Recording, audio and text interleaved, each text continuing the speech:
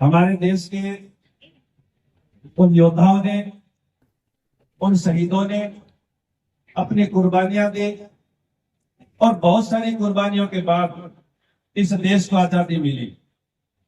1857 में देश में एक बहुत बड़ी क्रांति हुई, लेकिन उस क्रांति के बाद 90 साल और लगे इस देश को आजाद कराने में।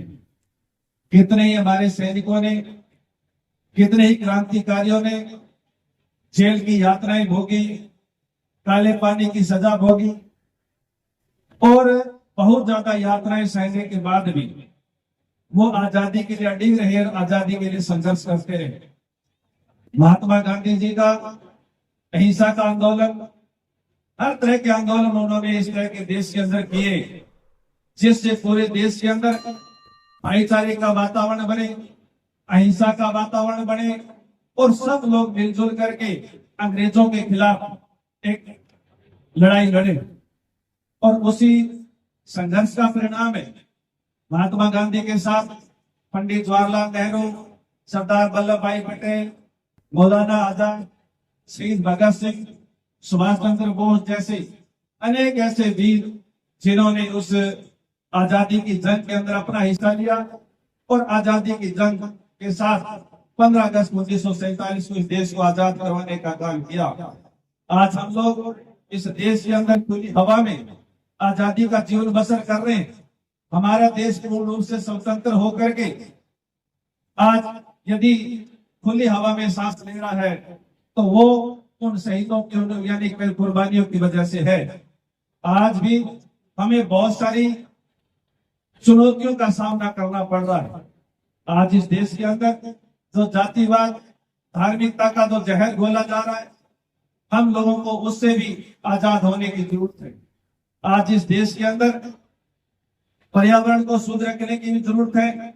आप लोगों ने देखा कि पिछले गर्मी के समय में 4-5 दिन गर्मी का दिन आए और हाय तौबा मच गई। हम यदि पर्यावरण के प्रति सचेत नहीं हुए तो हम लोग आने वाली पीढ़ियों का बहुत बड़ा नुकसान कर बैठेंगे। इसलिए हम लोग पर्यावरण को बचाने के लिए ज्यादा से ज्यादा पेड़ पौधे लगा करके हम आने वाली पीढ़ियों को और सुखी रख सकते हैं। इसके साथ साथ हम लोगों को भ्रष्टाचार से मुक्ति के लिए भी भ्रष्टाचार से भी आजाद होने की जरूरत है। और हम लोगों को ऐसे लोगों का सहयोग करने की जरूरत नहीं है जो भ्रष्टाचार में लिप्त हो। और हम लोग इस बात को गौर करना चाहिए कि यदि आने वाली पीढ़ियों को हम लोग एक अच्छे और व्यवस्थित देखना चाहते हैं तो जो चोरी है हम लोग सिर्फ उसको चोर मानते हैं जो व्यक्ति जेब से बटुआ निकालता है या सोने घर में से कोई चोरी लेकर के आता है।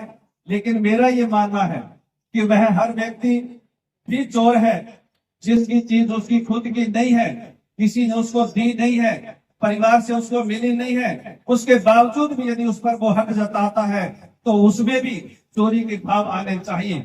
हम लोगों को आज भी सूरतगढ़ और पूरे गंगानगर हनुमानगढ़ जिले के अंदर हम लोग पहले देखते थे कि किस तरह से पंजाब के अंदर नशा फैल रहा था। हम लोग पंजाब की बात करते थे नशे के बारे में, लेकिन आज श्री गंगानगर हनुमानगढ़ जिला, हमारे जिले भी नशे की चपेट में।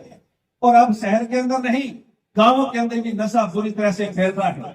इस नशे की प्रवृत्ति से भी आजाद होने की जरूरत है। और ये जो बातें, इन बातों के लिए कोई सिर्फ अकेले कानून से काम नहीं चलेगा। हम सब लोगों को जागरूकता पैदा करनी पड़ेगी। हम लोगों को ध्यान रखना पड़ेगा कि हमारे पड़ोस में क्या हो रहा है। हम लोगों को ध्यान में रखना पड़ेगा कि हमारे मोहल्ले में क्या हो रहा है। और यदि ऐसा कुछ होता है तो हम सब लोगों को एक साथ एकजुट होकर के, एक साथ खड़े होकर के ऐसे जो नशे के कारोबारी हैं उनके खिलाफ हम लोगों को संघर्ष और जंग लड़नी पड़ेगी। नहीं तो आने वाली पीढ़ियों का आप लोग बहुत बड़ा नुकसान कर बैठेंगे।